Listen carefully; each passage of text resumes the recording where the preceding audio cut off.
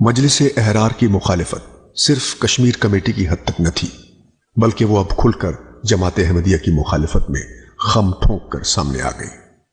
اور سن 1934 میں مجلس احرار اسلام نے اعلان کیا کہ وہ قادیان کی اینٹ سے اینٹ بجا دیں گے۔ اس کے بالمقابل امام جماعت احمدیہ نے بھی ایک اعلان کیا، ہم ان سے کہتے ہیں تم کیا، اگر تم دنیا کی ساری حکومتوں اور ساری قوموں کو بلا کر بھی اپنے ساتھ لے آؤ، پھر بھی تم جیت جاؤ تو ہم جھوٹے۔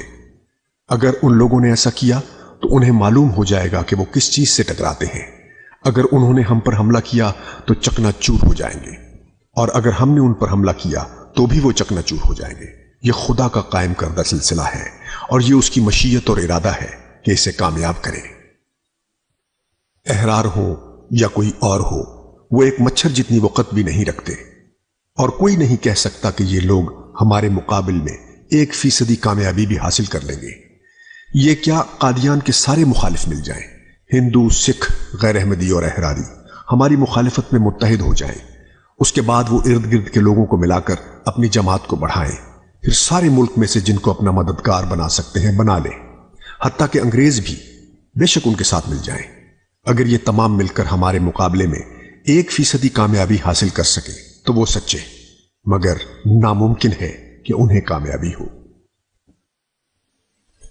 ادھر احرار کی شورش اپنے عروج پر تھی، ادھر خدا کا خلیفہ خدا سے خبر پا کر ایک عظیم الشان منصوبے کا اعلان کر رہا تھا۔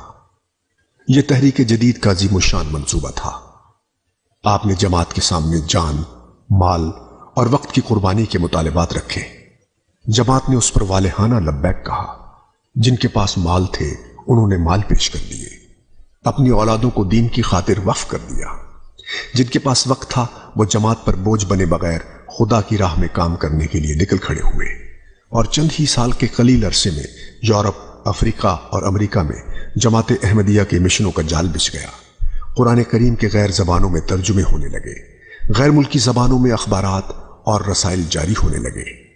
افریقہ کے تاریک بر اعظم کو علم اور دین کے نور سے آشنا کرنے کے لیے سکولز اور کالجز کا آغاز ہونے لگا، اور غیر ممالک سے بھی لوگ زندگیاں وقف کر کے علم کا نور حاصل کرنے کے لیے قادیان کا رخ کرنے لگے۔ دنیا کے مختلف ممالک میں دینی درسگاہیں، طباعت اور نشر و اشاعت کے ادارے قائم ہونے لگے، اور آج تحریک جدید کے مجاہدین دنیا کے 178 سے زائد ممالک میں پھیلے ہوئے ہیں۔ 5 درجن زبانوں میں قرآن کریم کے تراجم ہو چکے ہیں۔ 100 سے زائد زبانوں میں قرآن کریم کی منتخب آیات اور منتخب احادیث کے تراجم ہو کر دنیا کے کونوں تک پہنچ چکے ہیں۔ اسپین جو ہر مسلمان کے خوابوں کی سرزمین ہے، ایک بار پھر نعرہ ہائے تکبیر سے گونج رہی ہے۔